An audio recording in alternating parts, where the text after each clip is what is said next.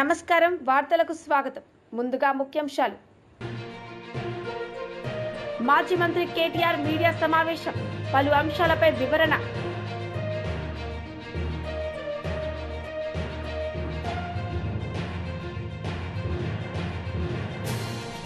TDP polit bureau సభ్యుల Varla Ramayya media సమావేశం, పలు అంశాలపై వివరణ. టీడీపీ పొలిట్ బ్యూరో సభ్యులు వర్ల రామయ్య మీడియా సమావేశం నిర్వహించారు. సందర్భంగా ఆయన మాట్లాడారు. వాళ్ళ పార్టీ కార్యకర్త కొర్లకుంట నాగమల్లేశ్వరరావు అనే అతను ఆత్మహత్య చేసుకొని చనిపోయాడు అని సంవత్సరం 2 నెలల తర్వాత ఈ రోజున అతన్ని ఓదార్చటానికి ఓదార్పు యాత్ర పేరిట బయలుదేరాడు ఆయన. నేనంటున్నాను, ఈ రోజున జగన్మోహన్ రెడ్డి గారు చేసిన ఈ ఓదార్పు యాత్ర పేరిట చేసిన ఈ యాత్ర, this is nothing but a vulgar exhibition of his wealth. అతనుకున్న అవినీతి సంపదని ఒక్కసారి ఎక్స్పోజ్ చేసుకున్నాడు. నా దగ్గర ఉన్న అవినీతి సొమ్ముతో నేను జనాన్ని ఏ రకంగా మాయ చేయగలనని చెప్పి ఈరోజు యాత్ర ద్వారా అతను చెప్పాడు తప్పితే అది నిజమైన యాత్ర కాదు. నిజమైన యాత్ర అయితే చనిపోయిన వెంటనే వెళ్ళి పలకరించాలి. అప్పుడు ఖాళీగా ఉన్నాడు ఆయన. 4వ తారీఖు ఎన్నికల ఫలితాలు వచ్చినాయి. కానీ చంద్రబాబు నాయుడు గారి ప్రభుత్వం అతను ఆత్మహత్య ప్రయత్నం చేసే రోజుకి చంద్రబాబు నాయుడు గారు ముఖ్యమంత్రి కాదయ్యా జగన్మోహన్ రెడ్డి, మీరే ఆపద్ధర్మ ముఖ్యమంత్రిగా ఉన్నారు. నాకు తెలిసి మీరే ఆపద్ధర్మ ముఖ్యమంత్రి. 4వ తారీఖున ఎన్నికల ఫలితాలు వచ్చినాయి. 5వ తారీఖున అతను గడ్డి మందు తాగాడు, ఆసుపత్రికి తీసుకెళ్లారు, చికిత్స పొందుతూ 9వ తారీఖున చనిపోయాడు. Everybody nose. ఇక్కడ ఎఫ్ఐఆర్ కూడా ఉన్నది దానికి సంబంధించి. This is the FIR, crime number 126/2024 under section 174 CrPC of Sattenapalli town police station. This is the FIR. అతని ఆత్మహత్య గురించి 4వ తారీఖున ఎన్నికల ఫలితాలు వచ్చినాయి. 5వ తారీఖున పొలంలో గడ్డి మందు తాగాడు. నిజామాబాద్ ఎంపీ ధర్మపురి అరవింద్ మీడియా సమావేశం నిర్వహించారు. సందర్భంగా ఆయన మాట్లాడారు. అన్నిట్లోకి వెళ్లకుండా మేజర్గా దివ్యాంగులు వచ్చారు పాపం. Specially challenged people they have come. అందులో వాళ్ళకి కాంగ్రెస్ పార్టీ చేసిన వాగ్దానాలు, వాళ్ళ పెన్షన్ని 6,000కు పెంచుతామని, ఓల్డేజ్ పెన్షన్లు 4,000కు పెంచుతామని, స్పెషల్లీ ఛాలెంజ్డ్ వాళ్ళకి ఫ్రీ బస్ పాసులు చేస్తామని, ఇటువంటి చిన్న చిన్న ప్రామిసులు కూడా దట్టు స్పెషల్లీ ఛాలెంజ్డ్కి చేసిన ప్రామిసులు కూడా ఇంప్లిమెంట్ చేయని దౌర్భాగ్యపు ప్రభుత్వం ఈ కాంగ్రెస్ ప్రభుత్వం. కనికరం లేని ప్రభుత్వం కాంగ్రెస్ ప్రభుత్వం. మహిళలకు కూడా 4,000 పెన్షన్ చేస్తున్నారు, చేయలేదు. ఇటువంటి ఇక్కడ తెలంగాణలో బీజేపీ భరోసా పేరు మీద ఈ కార్యక్రమం చేపడతా ఉన్నాము. గ్రీవియన్స్ సెల్ ఏర్పాటు చేసి అందరు పబ్లిక్ రిప్రజెంటేటివ్స్ రోజు ఒకళ్ళు కూర్చోవటము. ఇది కార్యక్రమం సెంట్రల్ గవర్నమెంట్లో కూడా, సెంట్రల్ పార్టీలో కూడా జరుగుతూ ఉంది. బీజేపీ సహయోగ్ పేరు మీద ఒక ప్రోగ్రెసివ్ స్టెప్ ఇది. సమాజంలో ఎటువంటి గ్రీవియన్సెస్ ఉన్నా కూడా అక్కడ వచ్చి యూనియన్ మినిస్టర్స్ కానీ ఎంపీస్ కానీ చెప్పుకునే పరిస్థితి క్రియేట్ చేయడము, ఇది భారతీయ జనతా పార్టీ కేంద్ర నాయకత్వం యొక్క మంచి ఆలోచన. దీన్ని అందరూ సద్వినియోగం చేసుకోవాల్సిందిగా నేను కోరుతా ఉన్నాను. ఇది కంటిన్యూ అవుతుంది కూడా.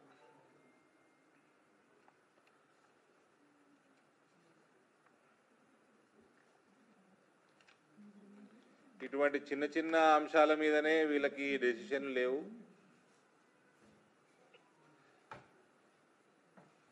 వీటికే పైసలు లేవంటున్నాడు రేవంత్. ఇవాళ ఏ గ్రామానికి వెళ్ళినా ఏ పట్టణానికి వెళ్ళినా కాంగ్రెస్ పార్టీ యొక్క ఇమేజు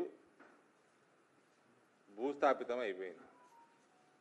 ఇప్పుడున్న ప్రభుత్వము దేనికి పనికిరాని పనికి మాలిన ప్రభుత్వం అన్నది ప్రజల నిర్ణయానికి కూడా వచ్చేసింది. ఇవన్నీ కూడా కప్పిపుచ్చుకోవడానికి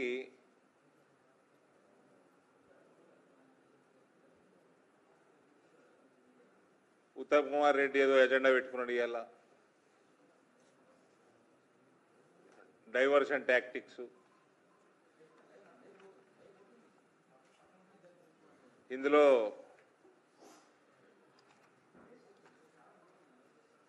పార్టీ నిర్ణయం మేరకు 4 గంటలకి ఏం చేయాలో 4 o'clock ఉందా అయినా మీటింగు. ఇంకో విషయం ఇలా గ్రీవియన్స్లో తెలిసింది ఏంటంటే టీఎన్జిఎస్ పాపం phase 2లో ఇచ్చిన ప్లాట్లు ఈ కేసీఆర్ అనేటోడు phase 1లో చెన్నారెడ్డి గారు అప్పుడెప్పుడో ఇచ్చినాయి, అన్నీ అయిపోయినాయి, రిజిస్ట్రేషన్లు అయిపోయినాయి, ఇల్లు కట్టుకున్నారు, ఉంటున్నారు. phase 2లో కూడా చాలామంది ఇల్లు కట్టుకున్నారు, కానీ ప్లాట్లు కూడా రిజిస్టర్ చేయలేని దౌర్భాగ్యుడు కేసీఆర్. వాళ్ళకి 120-130 ఎకరాలు ఇచ్చి వాళ్ళకి రిజిస్ట్రేషన్లు ఆపేసి 10 ఎకరాలు లంచం అడిగిండట కేటీఆర్. అలా సొసైటీ నుంచి మొత్తం 10 ఎకరాలు లంచం ఇస్తే అప్పుడు రిజిస్టర్ చేస్తానన్నట. ఇక ఇటువంటి వాళ్ళు కూడా రాజకీయాలు చేస్తూ ఉన్నారు. అయ్యనేమో ఇచ్చినా నువ్వు చెప్పుకుంటాడు గొప్పలు, కొడుకేమో మా అయ్య ఇచ్చిన దాంట్లో నాకు 10% వాటా అంటాడు. This is Kalvakuntla family. That is why I say they belong to jail అని. వైసీపీ రాష్ట్ర ప్రధాన కార్యదర్శి సతీష్ కుమార్ రెడ్డి మీడియా సమావేశం నిర్వహించారు. సందర్భంగా ఆయన మాట్లాడారు.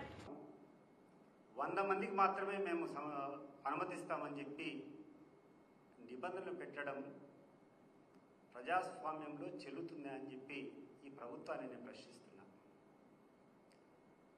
చంద్రబాబు నాయుడు గారు 40 సంవత్సరాల ఇండస్ట్రీ మీది, ఈ రాజకీయం కొత్త కాదు. 40-50 సంవత్సరాల నుంచి మీరు రాజకీయాల్లో ఉంటారు, ఆల్మోస్ట్ 50 సంవత్సరాలు అనుకుంటా. అసలు మీరు పెరిగినటువంటి పద్ధతి ఏంది, ఈరోజు మీరు అనుసరిస్తున్నటువంటి తీరు ఏంది నాకైతే అర్థం కావడం లేదు. చాలా సంవత్సరాలు నీకు అనుచరునిగా ఉన్నా, చాలా సంవత్సరాలు నీకు అభిమానిగా ఉన్నా, కానీ ఈరోజు నీలో వస్తున్నటువంటి ఈ మార్పు ఏందో నాకైతే అర్థం కావడం లేదు. ఎందుకు ఇంత దిగజారిపోతున్నావో నాకు అర్థం కావడం లేదు. నేను ఎంతోమంది మహానాయకులు చూసా, ఎంతోమంది లీడర్లు ఈ దేశంలో ఈ రాష్ట్రంలో చూసినాను. రాను రాను ప్రతి ఒక్క రాజకీయ నాయకుని యొక్క జీవితంలో ఒక మెరుగైనటువంటి పద్ధతులను, వారికి ఉండేటువంటి చెడు అలవాట్లను వదులుకొని ఒక గొప్ప నాయకునిగా పరిణితి చెందేటువంటి ప్రక్రియ నేను చూశాను. కానీ మొట్టమొదటిసారి ఒక నాయకుడు రాను రాను రాజుగుర్రం ఏదో అయిందని చెప్పేటువంటి సామెతగా దినదినం దిగజారేటువంటి పద్ధతి మీలో చూస్తున్నాం. దీనికి కారణం ఏంది చంద్రబాబు నాయుడు గారు? ఒకసారి మీరు విశ్లేషించుకోండి. అసలు ఈ రాష్ట్రంలో ఏం జరుగుతూ ఉంది? పూర్వకాలం ఒకసారి మన యొక్క పురాణాల్లో మీరు చూస్తే, మహాభారతంలో చూస్తే, ధృతరాష్ట్రుడు ఏ రకంగా దుర్యోధన చేతుల్లో అతని కబంధ హస్తాల్లో చిక్కొని కౌరవ సామ్రాజ్యానికంతా సర్వనాశనానికి కారణమయ్యాడో, ఆ రకంగా ఈరోజు నీ యొక్క కుమారుని యొక్క పదవీకాంక్ష వల్ల, మీ యొక్క కుమారుని యొక్క దుశ్చర్యల మూలకంగా సర్వనాశనం అయ్యేటువంటి పరిస్థితులకి ఈ రాష్ట్రాన్ని, నీ పార్టీని, ప్రజలందరినీ కూడా తీసుకొని పోతున్నావు. అది గమనించమని నేను కోరుకుంటున్నాను. నీ మీద నాకు ఇంతకుముందు అభిమానం ఉంది కాబట్టి, ఇంతకుముందు నీ దగ్గర అంచనగా ఉన్నాడు కాబట్టి ఈరోజు నీకు గుర్తు చేస్తున్నాం. అసలు ఏ రకంగా ఈరోజు ఈ రాష్ట్రంలో ఈ పరిస్థితులు దిగజారుతున్నాయి. ఒకసారి ఆలోచన చేయి. ఏంది మీరు మాట్లాడే తీరేంది? నీ కొడుకు ప్రవర్తించేటువంటి తీరేంది? ఈ రాష్ట్రంలో ఉన్నటువంటి పరిస్థితులు ఏంది? నీ పత్రికలు నువ్వు చేసేటువంటి ప్రచారం ఏంది? అసలు నిన్నగాక మన కూర్చొని కడపలో నువ్వు పెద్ద సభ పెట్టావు, లక్షల మంది తోలుకున్నావు. ఆ రోజు నీకు అనుమతులు ఇచ్చేదా? నీకేం ఇబ్బంది కనపడలేదా? ఈరోజు జగన్మోహన్ రెడ్డి గారు పోతామంటే ఒక పల్లెకు ఒక అభిమానుడి యొక్క విగ్రహ ఆవిష్కరణకు ఇన్ని ఆంక్షల స్వయంగా ఎస్పీ కూర్చొని ఆ ఉన్నటువంటి చుట్టుపక్కల గ్రామాల్లో ఉన్నటువంటి వాహనదారులకందరికీ కూడా మీ యొక్క వాహనం కనపడితే మీ అందరి వాహనం సీజ్ చేస్తామని చెప్పి భయపెట్టడం జరిగింది. అక్కడటువంటి లోకల్ లీడర్లకు అందరికీ కూడా ఆంక్షలు పెట్టి నోటీసులు ఇచ్చి మిమ్మల్ని ఎక్కడ కనబడితే అరెస్ట్ చేస్తామని చెప్పడం జరిగింది. ప్రత్యక్షంగా ఎస్పీ కూర్చొని ఎవరైనా ఈ సభలో పాల్గొంటే మేము చట్టపరంగా వాళ్ళకు తీసుకోవాల్సినటువంటి అనుమతి లేదు, ఎవరైనా అరెస్ట్ చేస్తాం. మాజీ మంత్రి కేటీఆర్ మీడియా సమావేశం నిర్వహించారు. సందర్భంగా ఆయన మాట్లాడారు. రేవంత్ రెడ్డి అన్న తిరుపతి రెడ్డి ఎఫ్టీఎల్లో ఇల్లు కడితే కులగొట్టది. రేవంత్ రెడ్డి గారి మనుషులు, ఆయన పార్టీలో ఉండే ఎమ్మెల్యేలు, మంత్రులు, వాళ్ళ ఇండ్లు బఫర్ జోన్లో ఉన్న, ఎఫ్టీఎల్లో ఉన్న, చెరువు మధ్యలో కట్టినా హైడ్రాక్ గనలబడది. కానీ అదే గరీబోడు కుటుంబం సైజు పెరిగి ఒక ఫ్లోర్ ఎక్కువ వేసుకున్నా లేదా కొద్దిగా ముంగటికి వచ్చినా ఇవాళ చిన్న గల్లీలల్లో ఎక్కడైతే కనీసం ఒక ఆటో కూడా చక్కగా రాదో ఆ గల్లీలలోకి వచ్చి ఆ గల్లీలల్లో ఇలా గరీబోళ్ళ మీద ప్రతాపం చూపెట్టి విచ్చలవిడిగా ఎక్కడికక్కడ హరాస్మెంట్ చేస్తూ ఉన్నది ఈ ప్రభుత్వం. ముఖ్యంగా అటు జిహెచ్ఎంసీని ఇటు హైడ్రాని అడ్డం పెట్టుకొని ఇలా రేవంత్ రెడ్డి నుంచి మొదలు పెడితే కింద ఉండే చోటా మోటా చిన్న చిత్కా లీడర్ల దాకా హైడ్రా అంటేనే ఒక బ్లాక్మెయిల్ దందాలాగా మారిపోయింది. అట్లా ఈరోజు ఇక్కడ సర్దార్ మృతికి కూడా కారణం కేవలం కాంగ్రెస్ ప్రభుత్వం యొక్క హరాస్మెంటు, వీళ్ళ యొక్క దుర్మార్గ విధానాలు తప్ప ఇంకోటి కానే కాదు. ఇప్పుడు శ్రీనివాస్ యాదవ్ గారు ఒక మాట అన్నారు, 10 ఏళ్లలో తెలంగాణ వచ్చిన తర్వాత కేసీఆర్ గారు చేసిన పని ఏంటంటే హైదరాబాద్లో ఇక్కడ ఉండే గరీబోళ్లకు పట్టాలు ఇచ్చిండు.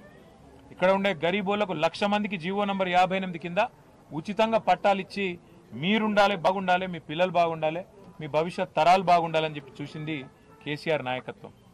నోటరీ ప్రాపర్టీస్ ఇప్పుడే మా కార్పొరేటర్లు ఇద్దరు దేదీప్య గారు, రాజ్ కుమార్ చెప్తా ఉన్నారు, అన్న ఇవన్నీ నోటరీ ప్రాపర్టీస్ అని.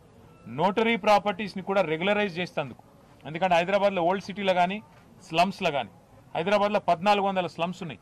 ఈ స్లమ్స్లో చాలా చోట నోటరీ మీదకి వెళ్ళి ఉంటాయి డాక్యుమెంట్స్. ఆ నోటరీ ప్రాపర్టీస్ని కూడా రెగ్యులరైజ్ చేసేందుకు కేసీఆర్ ప్రభుత్వం ఉన్నప్పుడే మేము క్యాబినెట్లో నిర్ణయం తీసుకొని కార్యక్రమం కూడా మొదలుపెట్టినాం. ఇలా రేవంత్ రెడ్డికి ఏమైనా బుద్ధి ఉంటే, ఆయన ప్రభుత్వానికి ఏమైనా పేదల పట్ల ప్రేమ ఉంటే చేయాల్సిన పని ఏంది? ఈ నోటరీ ప్రాపర్టీస్ని కూడా రెగ్యులరైజ్ చేయాలి. రెగ్యులరైజ్ చేసి వాళ్ళకు ఒక భరోసా కల్పించాలి. అవసరమైతే ఆ భూహారతో ఏదో తెచ్చిరు కదా అందులో పెట్టి మేము చేసిన దానికంటే ఒక రవ్వ ఎక్కువ చేయాలి పేదోళ్ళకు. కానీ నువ్వేం చేస్తున్నావు?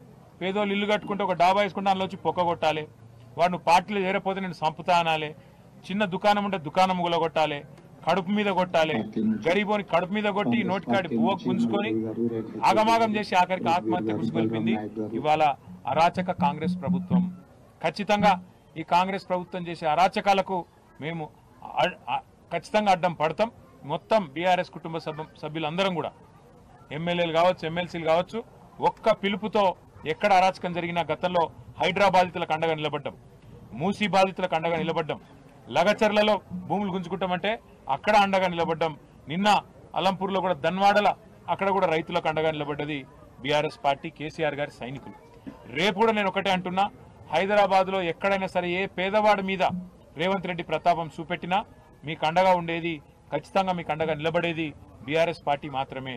ఎందుకంటే మాకు తెలుసు హైదరాబాద్ నగరంలో ఇవాళ ఒక్క బోరబండ తీసుకుంటే ఇట్లాంటి స్లమ్లో ఒక 100 ఉంటాయి, ఈ 100 గల్లీలు ఉంటాయి. ఇటువంటి ఈ 100 గల్లీలల్లో ఏది రైటు, ఏది రాంగు, ఏది లీగలు, ఏది ఇల్లీగల్ అంటే దేవుడు కూడా చెప్పలేడు.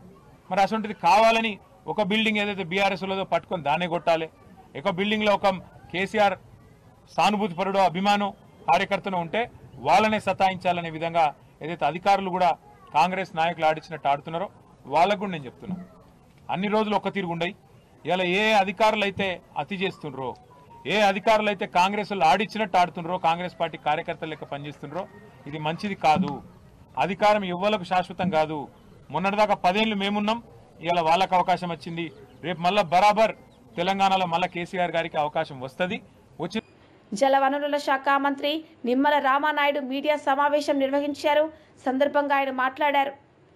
ఈ రకంగా తల్లికి వందనం, ఎంతమంది పిల్లలుంటే అంతమందికి కూడా 13 + 2 15,000 రూపాయలకు వాళ్ళకి అందించడం కానీ, అంటే ఇంత పెద్ద ఎత్తున ఈ 10-12 నెలల కాలంలోనే ఆర్థిక పరిస్థితి సహకరించకపోయినా ఇంత పెద్ద ఎత్తున అభివృద్ధిని, సంక్షేమాన్ని ఈవేళ ఆంధ్రప్రదేశ్ రాష్ట్రంలో గత 10 నెలల నుంచి కూడా పాలన సాగిస్తూ ఒక ప్రశాంతమైనటువంటి వాతావరణం ఈరోజు ఆంధ్రప్రదేశ్ రాష్ట్రంలో ఉంటే, అటువంటి ప్రశాంతమైనటువంటి వాతావరణానికి భంగం కలిగిస్తూ ఈరోజు ఆంధ్రప్రదేశ్ రాష్ట్రంలో అలజడులను సృష్టిస్తూ ఒక కుట్రపూరితమైనగా ఈ యొక్క ప్రభుత్వానికి చెడ్డ పేరు తీసుకొచ్చేటువంటి విధంగా, ఆంధ్రప్రదేశ్ రాష్ట్రంలో లా అండ్ ఆర్డర్ లేదు అనేటువంటి విధంగా మరి ఈ యొక్క కుట్రపూరితంగా ఈరోజు ఎవరైతే ఈ యొక్క జగన్మోహన్ రెడ్డి చేసేటువంటి కార్యక్రమాలు ఈరోజు చూస్తూ ఉన్నాం. పరామర్శల పేరిట ఆయన చేసేటువంటి రాజకీయాలు, ఆయనకి ప్రజాస్వామ్యం మీద గౌరవం లేదు, పోలీసుల హెచ్చరికలను పట్టించుకునేటువంటి పరిస్థితి లేదు, నిబంధనలను ఖాతరు చేయడు. అంటే ఒక రాజకీయ నాయకుడికి ఉండవలసినటువంటి ఒక్క లక్షణం కూడా జగన్మోహన్ రెడ్డికి లేనటువంటి పరిస్థితి స్పష్టంగా మనందరికి కూడా అర్థమవుతున్నటువంటి పరిస్థితి. ఈరోజు బెట్టింగ్లో ఆత్మహత్య చేసుకున్నటువంటి వ్యక్తిని పరామర్శించడానికి వచ్చారు ఈవేళ జగన్మోహన్ రెడ్డి గారు. మరి పోలీసులు పర్మిషన్ లేదన్నా కూడా మీరు రావడం జరిగింది. మరి ఈవేళ మీ కాన్వాయ్ వల్ల ఒకరు చనిపోయారు, మళ్ళీ ఇప్పుడే రెండవ వ్యక్తి కూడా చనిపోయినటువంటి పరిస్థితి ఈరోజు కనిపిస్తున్నటువంటి పరిస్థితి. అంటే ఈరోజు పరామర్శకి వెళ్ళి మరి ఒకరు చనిపోతారు, మళ్ళీ వాళ్ళని పరామర్శించడానికి మళ్ళీ ఇంకొకసారి వస్తారు, మళ్ళీ వేరే వాళ్ళు చనిపోతారు. అంటే ఇట్లా చూస్తే అంటే పరామర్శలకి వెళ్ళేటువంటి వాళ్ళు కూడా ఇంత యుద్ధ వాతావరణంలో పోతున్నట్లుగా ఏదో మరి మనం చూస్తూ ఉన్నాం. ఇవాళ ఆ విజువల్స్ కానీ ఆ యొక్క మీడియాలో డీజే మరి పాటలతోటి, డీజే డ్యాన్సులతోటి, ఏదైతే పెద్ద పెద్ద గజమాలతో స్వాగతం పలుకుతూ, తీన్మార్లతోటి, అంటే ఈ రకమైనటువంటి పరామర్శలను ఎక్కడ కూడా మేము చూడలా. రాజకీయాల్లో కానీ జనరల్గా కానీ ఎక్కడ కూడా చూడలా. ఏంటి పరామర్శలకు పోతూ డీజే పాటలు, డీజే డ్యాన్సులు, పెద్ద పెద్ద గజమాలలు, తీన్మార్లు, మరి నిజంగా కొన్ని చోట్ల ఆ ఫ్లెక్సీలు కూడా చూస్తూ ఉంటే అందులో ఒక ఫ్లెక్సీ నిజంగా ఆశ్చర్యం. 2029లో వైఎస్ఆర్సీపీ వచ్చిన వెంటనే గంగమ్మ తల్లి జాతరలో వేట తలలు నరికినట్లు రప్ప రప్ప అని నరుకుతాం ఒక్కొక్కడిని అని చెప్పి మరి ఈవేళ వాళ్ళు పెట్టుకునేటువంటి ఫ్లెక్సులు, అంటే ఇవన్నీ చూస్తూ ఉంటే ఇది పరామర్శలకి వస్తున్నటువంటి పరిస్థితిగా లేదు, ఆంధ్రప్రదేశ్ రాష్ట్ర ప్రజల మీద దాడి చేయడానికే వస్తున్నటువంటి పరిస్థితి ఈరోజు క్లియర్గా కనిపిస్తున్నటువంటి పరిస్థితి. అందులో కూడా మరి ఏదైతే ఆయన కాన్వాయ్లోంచి మరి తగిలి ఎవరైతే మరి మధ్యాహ్నం ఎవరైతే చనిపోయారో మరి ఆయన ఒక దళిత బిడ్డ, అంటే ఒక దళిత బిడ్డ మరి చనిపోతే నిజంగా ఆయన్ని వెనువెంటనే మానవత్వం అనేటువంటి ఏ వ్యక్తి అయినా సరే యాక్సిడెంట్ అవుతే ఇమ్మీడియట్లీ ఆ కాన్వాయ్ ఆపుకుని ఆ ఎవరైతే గాయాల పాలిన వ్యక్తిని ఆ యొక్క అంబులెన్స్లో కానీ లేదా వైఎస్ఆర్సీపీ మహిళా విభాగం రాష్ట్ర అధ్యక్షురాలు ఎమ్మెల్సీ వరదు కళ్యాణి ప్రెస్ మీట్ నిర్వహించారు. సందర్భంగా ఆమె మాట్లాడారు. ఏం జరిగినా మహిళల మీద అఘాయిత్యాలు జరిగినా వెళ్లరు. సొంత జిల్లాలో ఏ మహిళల మీద ఇన్ని అఘాయిత్యాలు జరిగాయి, హత్యలు జరిగాయి, ఎక్కడికి వెళ్ళిన పరిస్థితి లేదు. నివాసం ఉంటున్న విశాఖపట్నంలో ఇన్ని అత్యాచారాలు జరిగినా ఎక్కడికి అయినా వెళ్ళి ఆ కుటుంబానికి భరోసా ఇవ్వడం, ఆ అమ్మాయిలకి ధైర్యం చెప్పడం ఉండే పరిస్థితి మనం చూడలేదు. అలాగే మొన్ననే చూసాము, అనంతపురం జిల్లాలో ఒక బాలికని 6 రోజుల క్రితమే తల్లిదండ్రులు కంప్లైంట్ ఇచ్చినా కనిపించడం లేదని పట్టించుకోకపోవడం వల్ల 6 రోజుల తర్వాత ఆ అమ్మాయి శవమై తేలిన పరిస్థితి చూసాం. ఇంత పెద్ద సంఘటన జరిగిన హోమ్ మినిస్టర్ గారు కనీసం పట్టించుకోలేదు. అలాగే శ్రీ సత్యసాయి జిల్లాలో తెలుగుదేశం పార్టీ కార్యకర్తలు ఒక మైనర్ బాలికను, ఒక దళిత మైనర్ బాలికను దారుణంగా వీడియోస్ తీస్తూ అత్యాచారం చేశారు. అది 6 నెలలు అత్యాచారం చేసి చాలా దారుణమైన పరిస్థితులను అక్కడ కూడా హోమ్ మినిస్టర్ గారికి వెళ్ళడానికి తీరిక లేదు, స్పందించడానికి కూడా తీరిక లేదు. అంత దారుణంగా అంత నిర్లక్ష్యంగా ఉండే పరిస్థితి మనం చూస్తూ ఉన్నాము. కానీ సాక్షి మీద తీసుకుంటే ఆ రోజు అక్రమ కేసు పెట్టడానికి, లేని విషయాన్ని సృష్టించడానికి, కంప్లైంట్ ఇవ్వడానికి మాత్రం ఈవిడికి తీరికుంది. వెంటనే పోలీసుల దగ్గరికి వెళ్ళి కంప్లైంట్ ఇవ్వడం జరిగింది.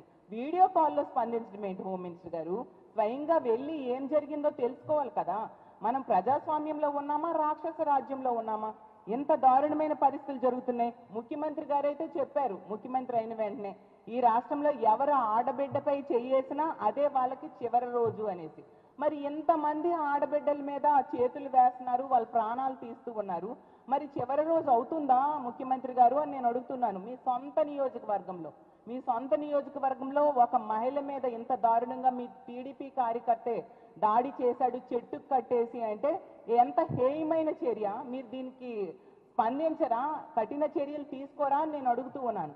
అలాగే డిప్యూటీ సీఎం గారు అసలు మహిళల మీద ఎవరైనా చేయి వేస్తే తాట తీస్తానన్నారు. మరి ఎక్కడ తాట తీస్తూ ఉన్నారు? ఇన్ని సంఘటనలు జరుగుతున్నాయి రోజు ఈ జరుగుతున్న సంఘటనల గురించి మేము ప్రెస్ మీట్స్ పెట్టి చెప్తూ ఉన్నాము. అయినా మీరు ఎవరికి తాట తీసిన పరిస్థితులు అయితే కనిపించడం లేదు. అసలు ఈ సంఘటన కూడా సాక్షి వాళ్ళు వెళ్ళి ఆ విషయాన్ని వెలుగులోకి తీసుకొస్తే అప్పుడు ప్రభుత్వం కానీ పోలీసులు కానీ స్పందించారు. అంతవరకు పట్టించుకున్న దాఖలాలు లేదు. అంత దారుణంగా మహిళల భద్రత గాలికి వదిలేసిన పరిస్థితి ఈ రాష్ట్రంలో ఉంది. తీసుకుంటే ముఖ్యమంత్రి గారు, అలాగే లోకేష్ గారు, అలాగే డిప్యూటీ సీఎం గారు, హోంమంత్రి గారు ఏం చెప్పారు? పచ్చబిల్ల వేసుకుంటే చాలు, ఏ తప్పు చేసినా వదిలేయండి అని. అలా వదిలేయండి అని చెప్పడంతో ఈ తెలుగుదేశం పార్టీ కార్యకర్తలు ఈరోజు కాలకేయుల్లా మారిపోయారు. రోజు ఇలాంటి సంఘటనలు, అఘాయిత్యాలు మహిళల మీద జరుగుతూ ఉండడాన్ని మనం చూస్తూ ఉన్నాము. ఈరోజు తీసుకుంటే ఈ రాష్ట్రంలో పొలిటికల్ గవర్నెన్స్, రెడ్ బుక్ రాజ్యాంగానికి ఇచ్చిన ఇంపార్టెన్స్ మహిళల మాన ప్రాణాల రక్షణకి ఇవ్వని పరిస్థితి మనం చూసాం. ముఖ్యమంత్రిగా ప్రమాణ స్వీకారం చేసిన వెంటనే ముఖ్యమంత్రి గారు ఏమన్నారు? ఈ రాష్ట్రంలో ఇంకా పొలిటికల్ గవర్నెన్స్ అమలు అవ్వాలి అని చెప్పి కలెక్టర్లకి, ఎస్పీలకి ఆదేశాలు పబ్లిక్గా ఇవ్వడం జరిగింది. దాంతో కార్యకర్తలకి భయం ఎక్కడ ఉంటుంది? అసలు ఇన్ని వరుస సంఘటనలు జరుగుతూ ఉన్నాయంటే దానికి కారణం ఏంటి? ఒకే ఒక కారణం, ఇలాంటి తప్పుడు పనులు చేసినా ఎటువంటి శిక్షలు ఉండవు, పట్టించుకునే నాదుడు ఉండడు ఈ రాష్ట్రంలో అనేది ఇలాంటి దుర్మార్గులకి భయం లేకుండా పోయింది. దానివల్ల ఇలా వరుస సంఘటనలు వినాల్సిన పరిస్థితి. మరి అనంతపురంలో మనం చూసాం ఎంత దారుణంగా. అనంతపురం, ఉమ్మడి అనంతపురం జిల్లాలో ఒక చాలా దారుణమైన సంఘటనలు విన్నాం మనము. ఒక అమ్మాయిని హత్య చేయడం, ఇంకో అమ్మాయిని 6 నెలలు అత్యాచారం చేయడం. కనీసం రాష్ట్ర ప్రభుత్వంలో ఎవరైనా వెళ్ళి ఆ కుటుంబానికి పరామర్శలు చేశారా? ముఖ్యమంత్రి గారు కానీ, హోంమంత్రి గారు కానీ, స్థానిక మంత్రులు కానీ ఎవరైనా పరామర్శ? వార్తలు ముగించే ముందు ముఖ్యాంశాలు మరోసారి. మాజీ మంత్రి కేటీఆర్ మీడియా సమావేశం, పలు అంశాలపై వివరణ.